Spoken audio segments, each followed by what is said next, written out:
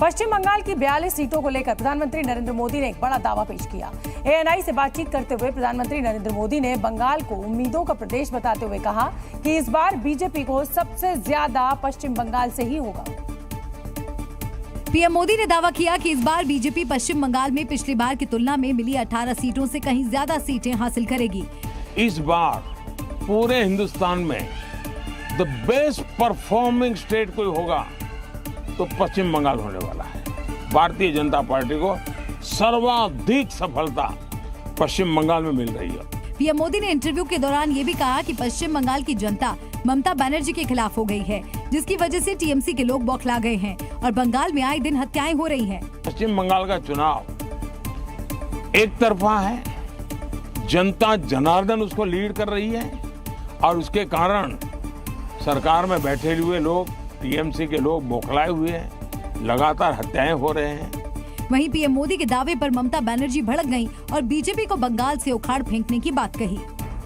आज भी याद रखना, बांग्ला ही गया है, इसी के लिए हम अगर सीपीएम को ऊपर उखाड़ दे सकते थे तो हम बीजेपी को भी उखाड़ देंगे, ये हमारा वादा है। प्रधानमंत्री नरेंद्र मोदी आज चुनाव प्रचार के लिए झारखंड पहुंचे और आखिरी चरण में झारखंड की 3 सीटों पर होने वाले मतदान के लिए पार्टी उम्मीदवारों का प्रचार किया। इस दौरान उन्होंने कांग्रेस और जेएमएम पर जमकर हमला बोला। दुमका में जनसभा को संबोधित करते हुए प्रधानमंत्री मोदी ने कांग्रेस और जेएमएम पर भ्रष्टाचार करने का आरोप लगाया। जेएमएम और कांग्रेस झारखंड को हर तरह से लूट रहे हैं। आप देखिए, यहाँ इतने खूबसूरत पहाड़ हैं, लेकिन झारखंड की चर्चा ये खूबसूरत पहाड़ों से नहीं हो रही है। झारखंड की चर्चा नोटों के पहाड़ के लिए हो रही है। प्रधानमंत्री मोदी ने जेएमएम पर गरीबों, आदिवासियों और सेना की जमीन हड़पने का भी आरोप लगाया। इन लोगों ने जमीनें हड़पने के लिए अपने माता पिता का नाम बदल दिया। इन लोगों ने सेना तक की जमीन को उसको भी लूटा। लोकसभा चुनाव के आखिरी चरण में 1 जून को झारखंड की 3 सीट समेत 57 लोकसभा सीटों पर मतदान होना है। आखिरी चरण की वोटिंग से पहले अखिलेश यादव और राहुल गांधी ने एक बार फिर मोर्चा संभाला और उत्तर प्रदेश के 2 लड़कों ने बांसगांव लोकसभा क्षेत्र से बीजेपी पर जुबानी हमला बोला। समाजवादी पार्टी के अध्यक्ष अखिलेश यादव ने महंगाई और बेरोजगारी का मुद्दा उठाते हुए बीजेपी को कटघरे में खड़ा करने के साथ इंडिया गठबंधन की जीत की भविष्यवाणी की। जिन लोगों ने झूठी बातें, झूठे वादे किए, आज वो जनता में अपनी बातों को कहते लड़खड़ा रहे हैं। न केवल खुद डगमगा रहे हैं, बल्कि उनकी भाषा भी डगमगा गई है। वहीं राहुल गांधी ने पीएम मोदी पर तंज कसते हुए एक बार फिर उन पर उद्योगपतियों की मदद करने का आरोप लगाया। नरेंद्र मोदी जी ऊपर से टपक के आए हैं, उनको परमात्मा ने हिंदुस्तान भेजा है। परमात्मा का काम करने के लिए मजे की बात यह है कि परमात्मा ने उनको अदानी जी की मदद करने के लिए भेजा है। और इस समय एक बड़ी खबर आ रही है, वो आपको बता दें, वाराणसी से ये बड़ी खबर, जहां कांग्रेस और समाजवादी पार्टी की रैली हुई है, जिसमें अखिलेश यादव और राहुल गांधी ने बीजेपी पर जमकर निशाना साधा है।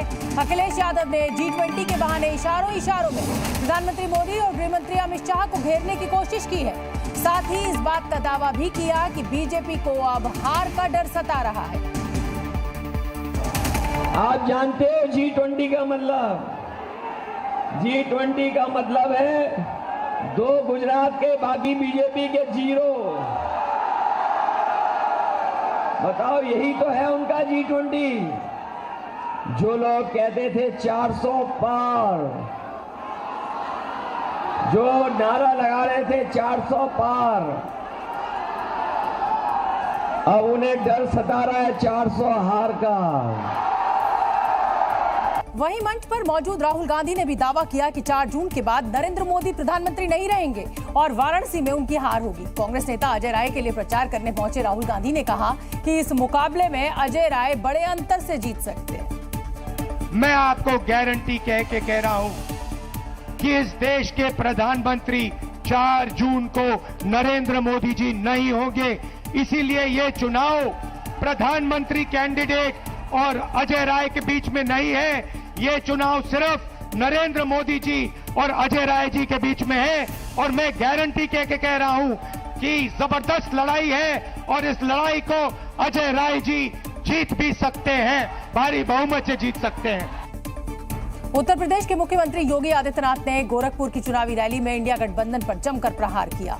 सीएम योगी ने कहा कि ये लोकसभा चुनाव राम भक्तों और रामद्रोहियों के बीच है और ये देश संविधान से चलेगा। सीएम योगी ने कांग्रेस और समाजवादी पार्टी को राम मंदिर के मुद्दे पर जमकर घेरा। कांग्रेस कहती है राम मंदिर का निर्माण नहीं होना चाहिए था, दुनिया में संदेश गलत गया है। समाजवादी पार्टी कहती है राम मंदिर बेकार बना है। श्रद्धालुओं की भीड़ बताती है कि राम मंदिर तो ठीक बना है, लेकिन तुम लोगों की बुद्धि भ्रष्ट हो गई है। तुम्हारी बुद्धि में भूसा भर गया है। पूर्व सीएम स्वर्गीय वीर बहादुर सिंह का जिक्र करते हुए सीएम योगी ने एसपी और कांग्रेस पर तंज भी कसा। समाजवादी पार्टी और कांग्रेस का चरित्र तो रामद्रोही है। कांग्रेस ने स्वर्गीय वीर बहादुर सिंह को मुख्यमंत्री पद से इसलिए हटाया था क्योंकि स्वर्गीय वीर बहादुर सिंह राम भक्त थे। सीएम योगी ने कहा कि राम भक्तों पर गोलियां बरसाने वाले आज लोगों की आंखों में धूल झोंक रहे हैं, लेकिन जनता उनके बहकावे में नहीं आएगी। लोकसभा चुनाव के आखिरी चरण के चुनाव से पहले समाजवादी पार्टी को बड़ा झटका लगा। समाजवादी पार्टी के कद्दावर नेता और पूर्व मंत्री नारद राय ने बागी तेवर दिखाते हुए पार्टी छोड़ने के संकेत दिए, जिसके बाद यूपी की बलिया लोकसभा सीट पर समाजवादी पार्टी की साइकिल की रफ्तार पर ब्रेक लगने की अटकलें तेज हो गईं। नारद राय ने ये कहते हुए बगावत कर दी कि मुख्तार के भाई अफजाल अंसारी के कहने पर अखिलेश यादव ने उनका टिकट काटा। अफजाल अंसारी नहीं कहते थे, वो जंजाल अंसारी के इशारे पर अखिलेश जी नाच रहे हैं। यह सबसे बड़ा समाजवादी पार्टी का दुर्भाग्य है। इतना ही नहीं, नारद राय ने समाजवादी पार्टी के उम्मीदवार को हराने की चेतावनी भी दे डाली। तय कर लिया कि साइकिल में ताला लगाइए और कमल का फूल का बटन दबाइए, चारों खाने चित करूंगा समाजवादी पार्टी को। साथ ही नारद राय ने गृह मंत्री अमित शाह से मुलाकात की, जिसके बाद उनके बीजेपी में जाने की अटकलें भी लगाई जाने लगी। दरअसल ये मामला तब गर्म आया जब हाल ही में बलिया में रैली के दौरान अखिलेश यादव ने मंच से नारद राय का नाम नहीं लिया। बताया गया कि अखिलेश ने मंच से सभी नेताओं का नाम लिया, लेकिन नारद राय का जिक्र तक नहीं किया, जिससे उनकी नाराजगी बढ़ गई। नारद राय के बगावती तेवर के बाद बीजेपी ने भी अखिलेश यादव को घेरा। जो पुरानी पार्टी थी अपना रास्ता भटक गई, मुझे ये लगता है। और दूसरा, जहाँ सम्मान नहीं होगा वहाँ आदमी रहना नहीं चाहता। आत्मसम्मान भी एक चीज होती है। बलिया लोकसभा सीट ब्राह्मण और राजपूतों का गढ़ माना जाता है। हालांकि यहाँ यादव और भूमिहार की भी अच्छी खासी भागीदारी है। जानकारी के मुताबिक बलिया लोकसभा सीट में ब्राह्मण मतदाता 15% हैं, राजपूत मतदाताओं की संख्या 13%, भूमिहार मतदाता करीब 8% हैं, जबकि यादव मतदाताओं की संख्या 12% है। ओबीसी मतदाताओं की संख्या 15% और मुसलमानों का प्रतिशत करीब 7 है। बीजेपी ने इस बार बलिया से नीरज शेखर को अपना उम्मीदवार बनाया है, जबकि समाजवादी पार्टी से सनातन पांडे मैदान में हैं। दिल्ली के मुख्यमंत्री अरविंद केजरीवाल को सुप्रीम कोर्ट से आज बड़ा झटका लगा। कोर्ट ने 7 दिन अंतरिम जमानत बढ़ाने की केजरीवाल की अर्जी पर जल्द सुनवाई से इनकार कर दिया। हालांकि कोर्ट ने उनकी याचिका खारिज नहीं की। कोर्ट ने कहा कि केजरीवाल की याचिका को सूचीबद्ध करने पर फैसला चीफ जस्टिस करेंगे। इससे पहले केजरीवाल के वकील अभिषेक मनु सिंघवी ने अंतरिम जमानत 7 दिन तक बढ़ाने की मांग वाली याचिका सुप्रीम कोर्ट के सामने रखी और कल सुनवाई के लिए मामला लिस्ट करने का आग्रह किया, लेकिन जस्टिस जेके महेश्वरी की बेंच ने कहा कि चीफ जस्टिस इस पर फैसला लेंगे। इसके बाद सिंघवी की ओर से दलील दी गई कि 2 दिन पहले ही डॉक्टर ने केजरीवाल का टेस्ट कराने को कहा है। इस पर जस्टिस महेश्वरी ने कहा कि वो इसमें कुछ नहीं कर सकते। जहां केजरीवाल को सुप्रीम कोर्ट से झटका लगा, तो वहीं बीजेपी ने उनकी बीमारी को नौटंकी करार दिया। ऐसी गंभीर बीमारी है कि दिल्ली के 46 डिग्री टेम्परेचर में रोड शो कर सकते हैं, पंजाब में जाके भी चुनाव कर रहे हैं, लेकिन बेल एक्सटेंशन चाहिए 1 सप्ताह के लिए। फिलहाल केजरीवाल लोकसभा चुनाव में प्रचार के लिए 1 जून तक जमानत पर हैं। अरविंद केजरीवाल के जेल वाले दावे पर प्रधानमंत्री नरेंद्र मोदी ने तंज कसते हुए उन्हें नसीहत दी और हाल ही में केजरीवाल ने तेजस्वी यादव के खिलाफ पीएम के बयान का जिक्र करते हुए आरोप लगाया था कि पीएम तय करते हैं कि कौन जेल जाएगा। और इसके लिए केजरीवाल ने सोशल मीडिया पर एक पोस्ट भी शेयर की थी, जिसमें उन्होंने लिखा था कि कौन जेल जाएगा कितने दिन जेल में रहेगा ये मोदी जी तय करते हैं। ये बात जब मैंने कुछ दिन पहले कही थी तो मुझसे पूछा गया कि ये मैं कैसे कह रहा हूँ, लेकिन अब मोदी जी ने पूरे देश के सामने कबूल किया। केजरीवाल के इन्हीं आरोपों पर एक इंटरव्यू के दौरान प्रधानमंत्री ने उन्हें संविधान पढ़ने की नसीहत दी। अच्छा होगा ये लोग संविधान पढ़ लें, देश के कानून नियम पढ़ लें, मुझे किसी को कुछ कहने की जरूरत नहीं। दरअसल दिल्ली के कथित शराब घोटाला मामले में घिरे केजरीवाल जमानत पर बाहर आने के बाद से ही बीजेपी पर हमलावर हैं। और इस समय की बड़ी खबर आपको बता दें, पंजाब से ये बड़ी खबर, जहां प्रेस की आजादी पर बहुत बड़ा हमला हुआ है। पंजाब में आपके पसंदीदा चैनल जी न्यूज को ब्लैकआउट कर दिया गया है, जिसकी वजह से पूरे प्रदेश में किसी भी घर में जी न्यूज दिखाई नहीं पड़ रहा है। जी न्यूज को ब्लैकआउट करने के फैसले का बीजेपी समेत तमाम पार्टी के नेताओं ने निंदा की है।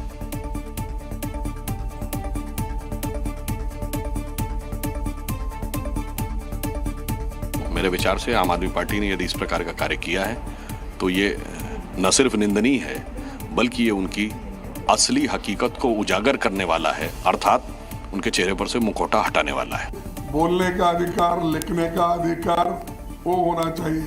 उसीलिए तो हम बोल रहे हैं ना, डेमोक्रेसी बचाओ, संविधान बचाओ। प्रेस की आजादी पर जब जब भी प्रहार होते हैं तब तब लोकतंत्र पे भी खतरा होता है, ऐसा हम जानते हैं।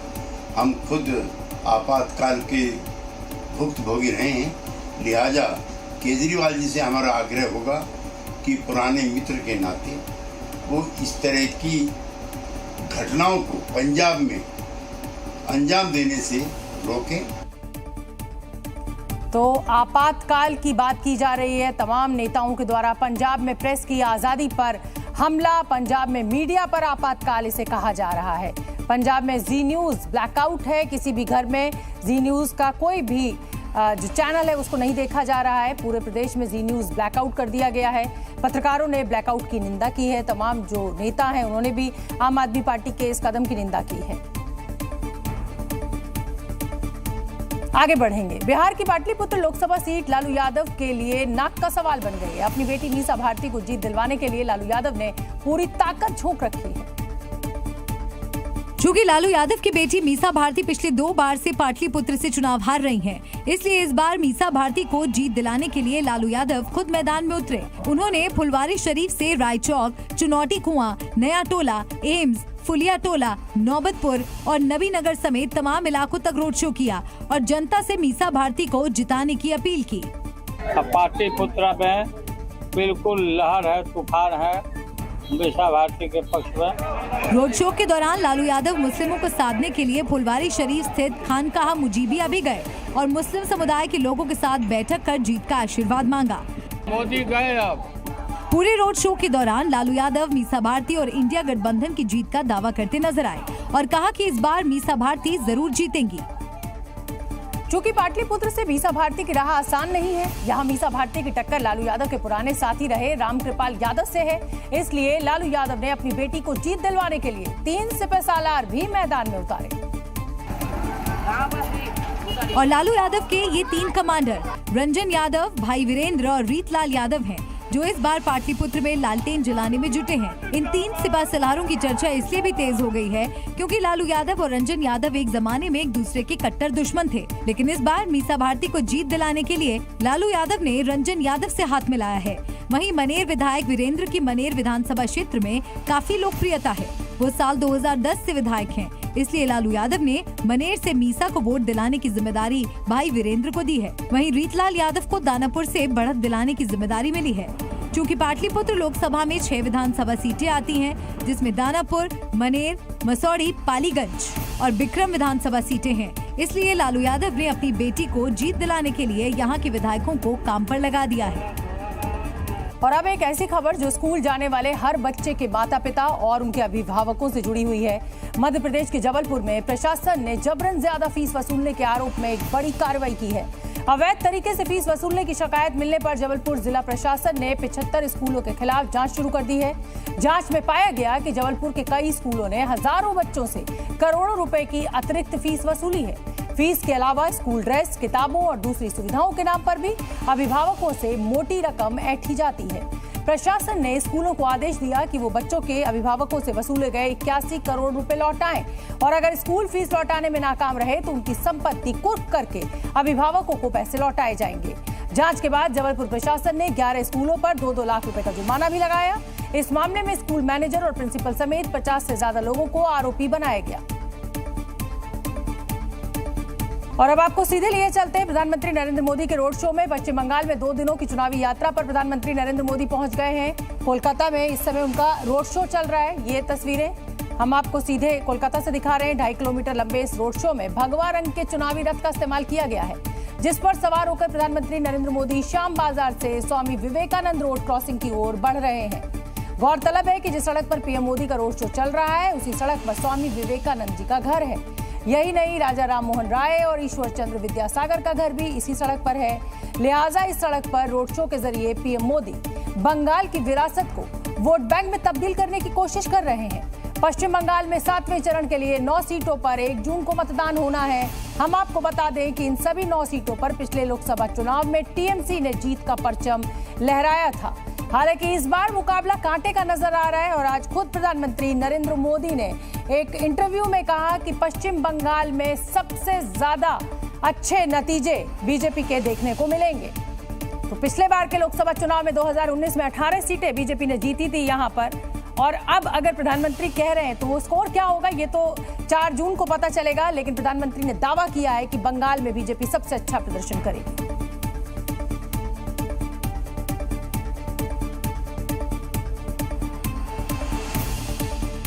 बिहार के पटना लॉ कॉलेज में सोमवार को हुई छात्र की हत्या से माहौल बिगड़ गया।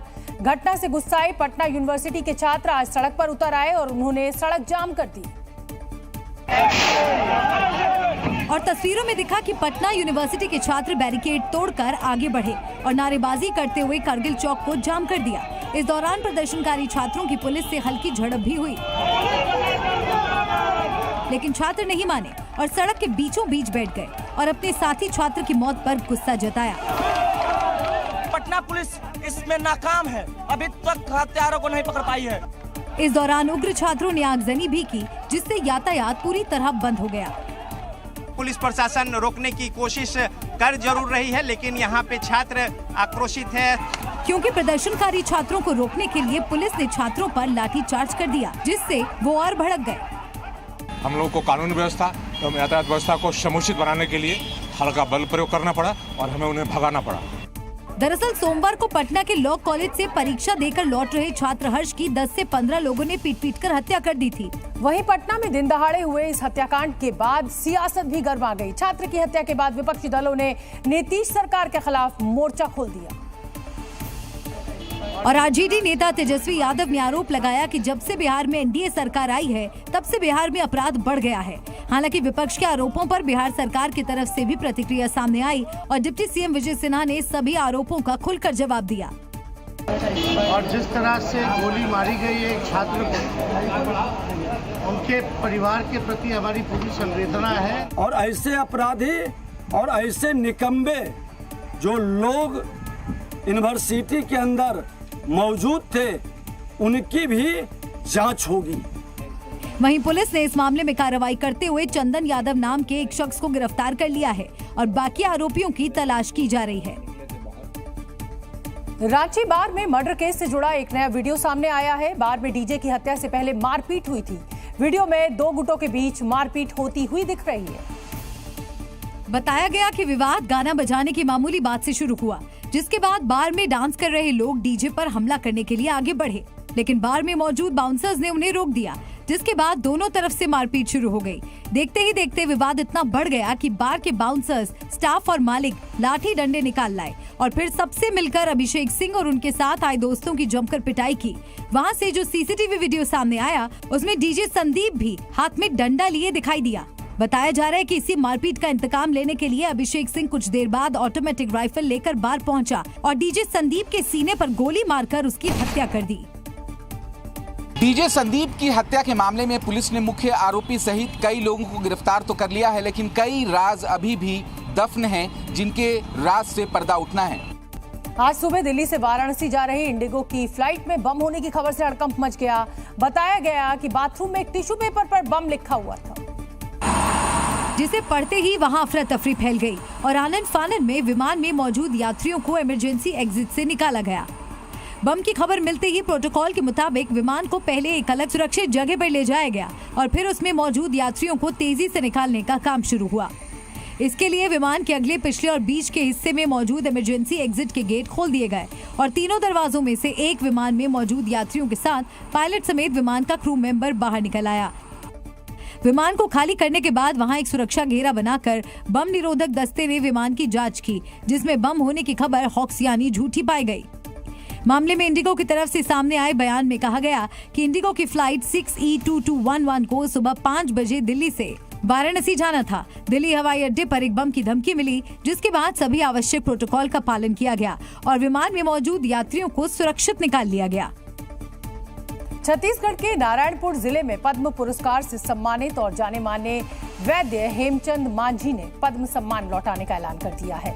हेमचंद मांझी में नक्सलियों की तरफ से लगातार जान से मारने की धमकी मिल रही है, जिसके बाद उन्होंने ऐलान किया कि वो अपना पद्म सम्मान सरकार को वापस कर देंगे। राष्ट्रपति द्रौपदी मुर्मू ने पिछले महीने ही हेमचंद मांझी को चिकित्सा के क्षेत्र में पद्मश्री से सम्मानित किया था। जड़ी बूटी का भी अभी काम नहीं कर, अब क्या उम्र बदनाम होता है जब पुरस्कार, जबकि मैं तो मांगा नहीं, जब वो सरकार जबकि चाहे यार मन एक करके पुरस्कार बांट उसको भी ले, मन तो हम लोग उसको भी आपस सरकार ले लो। दरअसल बीती रात नारायणपुर जिले के एक गांव में नक्सलियों ने 2 मोबाइल टावर को आग लगा दी थी और वहां कई जगहों पर पोस्टर लगाए थे, जिनमें हेमचंद मांझी पर आमदई खदान में दलाली का आरोप लगाते हुए उन्हें जान से मारने की धमकी दी गई थी। हेमचंद मांझी के पद्मश्री लौटाने के ऐलान के बाद कांग्रेस ने बीजेपी सरकार पर हमला बोला और हेमचंद मांझी और उनके परिवार को सुरक्षा को लेकर सरकार पर सवाल उठाए। वहीं छत्तीसगढ़ सरकार ने हेमचंद मांझी को वाई श्रेणी की सुरक्षा दी है। कुछ साल पहले जब कोरोना महामारी आई तो दुनिया की तमाम कंपनियों ने वर्क फ्रॉम होम शुरू किया। घर में काम की सुविधा और बचत को देखते हुए बहुत से लोग आज भी दफ्तर नहीं जाना चाहते हैं। अब क्या आप जानते हैं कि वर्क फ्रॉम होम लोगों को बीमार बना रहा है? डेटा जर्नलिज्म वेबसाइट स्टैटिस्टा ने अमेरिका के 6000 लोगों पर एक सर्वे किया, जिसके मुताबिक वर्क फ्रॉम होम यानी घर से काम करने वाले लोगों के बीमार होने की संख्या बढ़ी है। सर्वे के मुताबिक 59% लोगों को कमर दर्द और सिर दर्द ने परेशान किया, तो वहीं 54% लोगों को किसी न किसी दर्द ने जकड़ लिया। वर्क फ्रॉम होम करने वाले 40% लोगों को पेट से जुड़ी समस्याओं का सामना करना पड़ा। इसके अलावा घर के बंद कमरे में काम करने वाले 40% लोग सर्दी खांसी का शिकार हुए, जबकि ऑफिस में काम करने वाले 34% लोगों को ही सर्दी खांसी हुई। वहीं आराम के साथ काम करने के रूटीन ने लोगों की शारीरिक फिटनेस को बुरी तरह प्रभावित किया। साथ ही ऑफिस नहीं जाने की वजह से लोगों में अनुशासन पूरी तरह से खत्म हो गया। मिजोरम की राजधानी आइजॉल में रेमल तूफान से भारी तबाही हुई है। वहां भारी बारिश से हुई लैंडस्लाइड की चपेट में आने से पत्थर की एक खदान ढह गई, जिसमें दबने से 2 बच्चों समेत 17 लोगों की जान चली गई, जबकि कई लोग घायल हो गए। बताया गया कि पत्थर की ये खदान आइजोल शहर के बाहरी इलाके मेल्थम के पास थी, जिसमें घटना के समय कई मजदूर वहां मौजूद थे। इसी बीच भारी बारिश के कारण पहाड़ का एक बड़ा हिस्सा खदान के ऊपर गिरा, जिसमें कई मजदूर दब गए। इसके बाद हुए रेस्क्यू ऑपरेशन में शवों के साथ मलबे में दबे लोगों को निकालकर उन्हें अस्पताल पहुंचाया गया। अधिकारियों के मुताबिक मरने वालों में 7 स्थानीय जबकि 3 दूसरे राज्य के लोग थे। भारी बारिश और लैंडस्लाइड से वहां कई इमारतों को भी भारी नुकसान पहुंचा। साथ ही कई पेड़ और बिजली के खंभे भी उखड़ गए और कई सड़कें भी पूरी तरह से बर्बाद हो गयी। वहीं नदियों का जलस्तर बढ़ने से नदी किनारे रहने वाले लोगों को सुरक्षित स्थान पर जाना पड़ा। स्कूलों को बंद कर दिया गया और राज्य के अलग अलग हिस्सों में हुई भूस्खलन की घटनाओं को देखते हुए मुख्यमंत्री लाल तोहोमा ने भी आपात बैठक कर अधिकारियों को जरूरी कदम उठाने के निर्देश दिए। रेमल तूफान का असर असम के कई हिस्सों में भी नजर आ रहा है। तूफान की वजह से असम के दीमा हसाओ जिले में भारी बारिश हुई है, जिससे वहां हर तरफ पानी भर गया है और बाढ़ जैसे हालात पैदा हो गए हैं, जिससे कई इलाकों का संपर्क भी कट गया। भारी बारिश की वजह से वहां जटिंगा नदी उफान पर आ गई और अपने किनारों को तोड़ते हुए जहां भी जगह मिली वहां से रास्ता बनाती चली गई। इस दौरान तेजी से बह रहे पानी ने वहां कई इलाकों में भारी नुकसान पहुंचाया। एक तस्वीर में दिखा कि सड़क का एक बड़ा हिस्सा पानी के बहाव में बह गया और इस कटाव की वजह से हाफलोंग और सिलचर का कनेक्शन पूरी तरह से कट गया। पानी इतनी तेजी से बह रहा था कि अपने सामने आने वाली हर चीज को वो बहाता ले गया। इस दौरान एक मशीन की मदद से सड़क पर पानी के साथ आए मलबे को हटाने की कोशिश भी की गई, लेकिन बहाव इतना तेज था कि उसे देखकर लगा कि मानो वहाँ कोई झरना बह रहा हो। वहीं उफान पर आई नदी खतरे के निशान को पार करते हुए वहाँ रेलवे ब्रिज तक पहुँच गई, जिसका असर वहाँ ट्रेनों की आवाजाही पर भी पड़ा। इस दौरान लगातार हो रही बारिश से वहाँ कई पेड़ भी पानी में समा गए। केरल के कई जिलों में तेज हवाओं और भारी बारिश के बाद लोगों का जीवन अस्त व्यस्त हो गया है। यहाँ हुई प्री मॉनसून बारिश के बाद कई इलाके पानी में डूबे नजर आए। मॉनसून से पहले आई तेज बारिश ने कोच्चि की रफ्तार रोक दी। कई घंटों तक हुई लगातार बारिश के बाद यहाँ के हालात इतने बिगड़ गए कि पूरा शहर दरिया में तब्दील होता दिखा और चारों तरफ सिर्फ पानी ही पानी नजर आया। भारी बारिश के बाद लोगों के घरों और बाजारों में पानी घुस गया। इस दौरान सड़कों पर भी दरिया बहता दिखा और लोग कई फीट तक के पानी के बीच से गुजरते हुए दिखाई दिए। एर्नाकुलम के कई इलाकों में तो इतनी बारिश हुई कि सड़क से गुजर रही गाड़ियां पानी में आधी से ज्यादा डूब गईं और दरिया बनी सड़कों में रेंगती नजर आईं। केरल में मानसून से पहले की बारिश से ही लोग बेहाल हैं। वहीं मौसम विभाग ने मानसून आने पर सामान्य से ज्यादा बारिश होने का अनुमान जताया है। पूरे भारतवर्ष के एवरेज रेनफॉल सामान्य से 6% ज्यादा होने का संभावना है। मौसम विभाग के मुताबिक केरल में मानसून 31 मई को दस्तक दे सकता है। अमेरिका के कैलिफोर्निया में हिंदुओं के खिलाफ नफरती हिंसा तेजी से बढ़ी है। कैलिफोर्निया सिविल राइट्स डिपार्टमेंट की ओर से इसी महीने जारी एक रिपोर्ट के मुताबिक कैलिफोर्निया में धर्म के आधार पर सबसे ज्यादा भेदभाव यहूदियों और हिंदुओं के साथ होता है। रिपोर्ट के मुताबिक हिंदू हेट क्राइम ने इस्लामोफोबिया से जुड़े अपराधों को पीछे छोड़ दिया है। सिविल राइट्स डिपार्टमेंट की रिपोर्ट के मुताबिक कैलिफोर्निया में बीते एक साल में धर्म के आधार पर भेदभाव के कुल 1020 मामले दर्ज हुए हैं। इनमें यहूदी हेट क्राइम सबसे अधिक 37% दर्ज हुआ है। हिंदू हेट क्राइम यानी हिंदुओं से भेदभाव और हिंसा के मामले 23% के साथ दूसरे स्थान पर हैं। वहीं मुस्लिम हेट क्राइम 14% के साथ तीसरे स्थान पर। रिपोर्ट के मुताबिक 18% लोगों ने भेदभाव का सामना करने पर रिपोर्ट दर्ज करवाई। 16% लोगों को अपमानजनक बातें बोलकर परेशान किया गया, जबकि 16% लोगों के साथ अभद्र व्यवहार किया गया और उन्हें गालियां भी दी गई। अमेरिका, साउथ कोरिया और जापान को अपनी ताकत दिखाने के लिए नॉर्थ कोरिया के तानाशाह किम जोंग उन ने एक बार फिर अपने जासूसी सैटेलाइट को अंतरिक्ष की कक्षा में स्थापित करने की कोशिश की। लेकिन किम को अपनी इस कोशिश में लगातार दूसरी बार मुंह की खानी पड़ी। नॉर्थ कोरिया अपने दूसरे जासूसी उपग्रह को कक्षा में स्थापित नहीं कर सका। खुद नॉर्थ कोरिया के सरकारी मीडिया ने बताया कि जासूसी उपग्रह को ले जा रहा उत्तर कोरियाई रॉकेट हवा में ही फट गया। उत्तर पश्चिमी अंतरिक्ष केंद्र से उड़ान भरने के तुरंत बाद रॉकेट के इंजन में समस्या आ गई और वो आसमान में एक जोरदार धमाके के साथ आग के गोले में तब्दील हो गया।